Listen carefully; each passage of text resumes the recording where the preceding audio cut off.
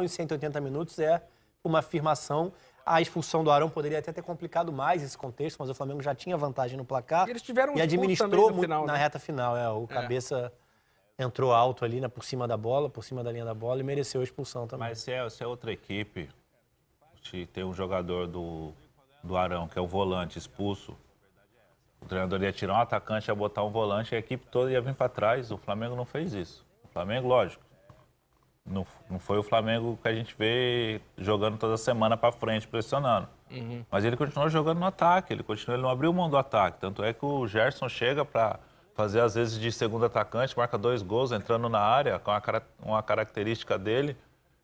Mas o Flamengo, ó, chegou com quantos? 3 jogadores na área, com um jogador a menos, não é normal isso daí. Ou seja, o time não se abateu, se fez valer do fator campo, tá jogando em casa com apoio da torcida e nem parecia que tinha um jogador a menos. É impressionante a desenvoltura, a capacidade de jogar para frente e de vencer dessa equipe. Não, e o Gabigol tá um tanque, né, cara? Tá forte, participa de todos os lances, técnica, é tudo, né, cara? Ele tá numa fase realmente iluminada. Tá encantado o cidadão. Olha a penteada do Vitinho, Grafa. Levou 3, né? Aí. Essa é uma resposta dentro de 2020 que chama atenção, né? Pelo sucesso que foi 2019, pela uma negociação um pouco mais arrastada, né, para confirmar a permanência, talvez um desejo, né, de ter mais uma oportunidade dentro do que foi o cenário europeu, mas uma permanência em altíssimo nível, né?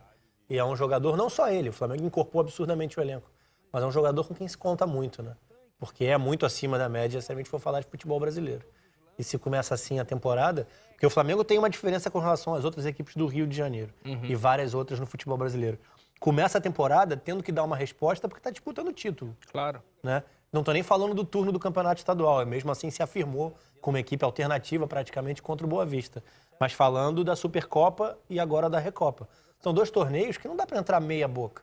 Você tem que encarar com certa seriedade. Tanto que muito cedo, com uma semana praticamente de pré-temporada, já que voltou depois, né, pela disputa do Mundial, o Jesus já colocou contra a Resende e Madureira o time principal. Inclusive com campo pesado no Maracanã. Verdade. Um jogo de chuva, né, contra o Resende.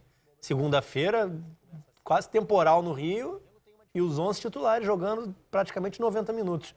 Então o Flamengo se preparou para dar uma resposta imediata, para dar uma resposta muito cedo no ano. E é difícil pensar. Claro que tem adversidades, claro que um outro jogo pode encontrar dificuldades, mas hoje é difícil encontrar um time para bater de frente com o que é o time principal do Flamengo e para o que foi a construção de elenco para a atual temporada. Outro patamar que chama isso aí.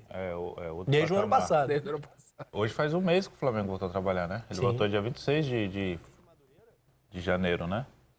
Nisso aí já teve quantos jogos aqui principal? 5? 3 no Carioca e as duas...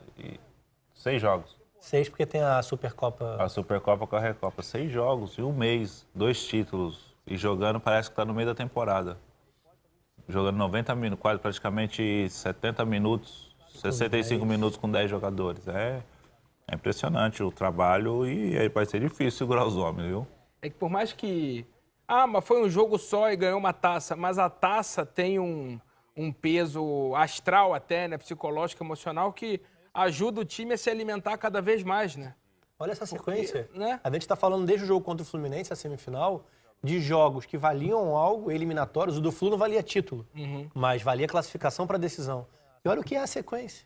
Bate o Fluminense, tem a Supercopa do Brasil, tem primeiro jogo de decisão da Recopa, tem a final da Taça Guanabara e agora o segundo jogo. Uma sequência em fevereiro impressionante. E só resposta positiva, né? Só resposta de alto nível. Muito cedo na temporada, no primeiro mês de trabalho. Então, assim, a perspectiva é muito grande. É de evolução, é de melhora. E vamos ver como vai ser a resposta dentro dos outros desafios da temporada. Mas essa primeira resposta, imagino que agora o próximo cenário seja o que vai ser encarar a fase de grupos da Libertadores, né? Hoje o Barcelona de Guayaquil confirmando contra o Cerro, né, com 4-0 fora de casa, a vaga no grupo do Flamengo. A gente vai começar a ter os jogos de fase de grupos da Libertadores. Mas, diferentemente do que foi o ano passado, quando o Flamengo encontrou alguma dificuldade para se classificar, a gente imagina um Flamengo atropelando todo mundo, pelo que é o nível, muito cedo na temporada já, de atuação. Ele subir o sarrafo e manter lá em cima é complicado. E tudo está caminhando para isso, né? Pelo menos até agora. A maneira que tá jogando, com um mês de trabalho, 2 taças, 6 jogos, 6 vitórias. Não, tem um empate na semana passada. o jogo de ida. 5 vitórias, a tendência é que o Flamengo suba mais de produção ainda durante a temporada, né? Chega na fase de grupo da Libertadores, já voando, classificando em primeiro, já acho que nas primeiras 4 rodadas já. É complicado. E a gente fala isso porque a gente vê os adversários aqui do Rio. A gente já consegue ver um Fluminense eliminado da Sul-Americana, a gente já vê um Corinthians que nos classificou na fase de grupo da Libertadores. Atlético Mineiro eliminado. O Atlético eliminado. O Inter tendo muita dificuldade para vencer o Tolima hoje com 1-0, se classificando, empatando 0-0 a semana passada. Ou seja, a gente não consegue ainda ver nessa altura, é muito cedo ainda, enquanto o Flamengo está com mês de trabalho, as outras equipes têm 1 mês e meio, o nível que o Flamengo está hoje. Então, por isso que a gente já faz esse diagnóstico que a temporada, a continuidade, a tendência é acrescida, continuar crescente, né? E não é um grupo fácil do Flamengo, a gente talvez fale de Libertadores mais pra frente. Mas talvez o Flamengo passe a impressão, pelo nível que está atuando, que é um grupo acessível. Barcelona de Guayaquil, Independente Del Valle, que é o adversário da Recopa, e o Júnior de Barranquilla, que é o adversário da estreia fora de casa, era para ser um grupo complicado, vai. São 3 equipes que podem fazer bons jogos, principalmente atuando em casa, né? Mas a tendência é que o Flamengo se afirme pela forma que tem atuado. Até porque vai embalando, né? Aquela coisa que a gente já falou aqui. Um jogo só ganhou uma taça. Mas é uma taça. Vai lá, a moral do jogador fica lá em cima, né? Você fica embalado pro próximo jogo. E aí vai embora, né, cara? E fala, é um jogo só, tudo pode acontecer. E aconteceu a lógica.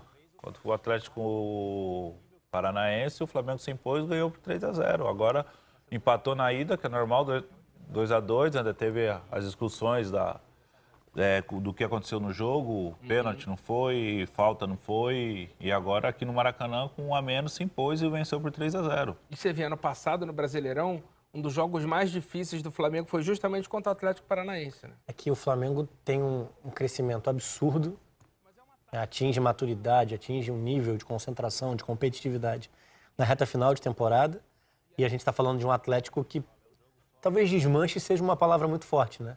Mas está no sentido inverso, né? Uma mudança de comando, uma perda grande de jogadores da equipe titular. Se falar de grupo, então, batem praticamente 10 nomes, né, de ausências com relação à temporada passada.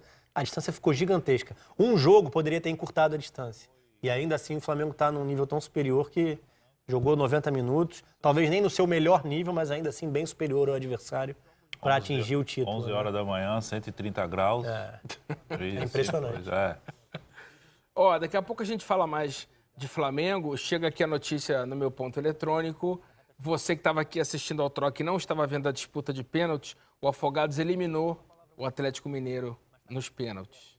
É um trabalho que vai ficar em xeque. A gente vai falar de Corinthians também, o trabalho do Thiago, mas o Dudamel também, as 2 eliminações nas competições eliminatórias, né? Pois é, mas antes a gente vai falar do Internacional, que como o Grafa destacou,